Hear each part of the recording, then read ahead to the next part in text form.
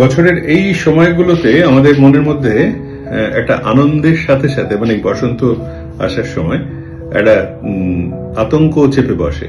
আতঙ্কের সাথে সাথে কেন বলছি, তার কারণ সামনের সপ্তাহেই দোল বা হোলি। সমস্যাটা হয় আমাদের এই স্কিন স্পেশালিস্টদের। প্রত্যেকবার আমরা বিভিন্ন রকমের চ্যানেলের মাধ্যমে, বিভিন্ন রকমের সমাজ মাধ্যমের মাধ্যমে আমরা বলতেই থাকি, লিখতেই থাকি এই কথাগুলো, এবং আপনারা আবার সেই একই ভুলগুলো করেন।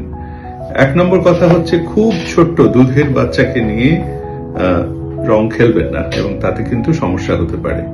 2 নম্বর, মানুষের কথা আসার আগে কোনো পোষ্য যদি থাকে, কোনো অবলা জীব, কুকুর বা বেড়াল যদি থাকে, তার গায়ে দয়া করে ওই রং দিয়ে তার গায়ের ওই সুন্দর লোকটাকে বিব্রত করবেন না। তখন সে রং ধুতেও পারবেন না এবং তার থেকে নানা রকমের ঘায়ের সৃষ্টি হতে পারে। করবেন না এটা। আবির দিয়ে রং খেলুন, খুব সহজে সেটাকে ধুয়ে ফেলা যায়, খুব সহজে সেটাকে ঝেড়ে ফেলা যায়, কন্ট্যাক্ট পয়েন্টটা কম হয়, ক্ষতিটা কম হয়। গোলা রং ধুয়ে ফেলা যায়, ঠিক আছে, ঘষে ঘষে রং তোলার কিচ্ছু দরকার নেই। তার কারণ কালকে অফিস, পরশুদিন অফিস, সবাই জানে যে হোলি বা রং ছিল।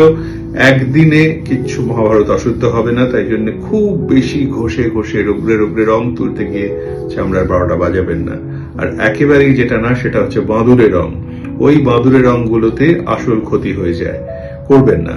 আর শুধু স্কিন না, তার সঙ্গে চুল, চোখ, নখ সবকিছুর ক্ষতি হতে পারে। সবকিছুকে প্রোটেক্ট করে সাবধানে রং খেলুন। ভালো থাকুন। রঙের উৎসব হোলি আপনাদের সফল হোক, আনন্দময় হোক।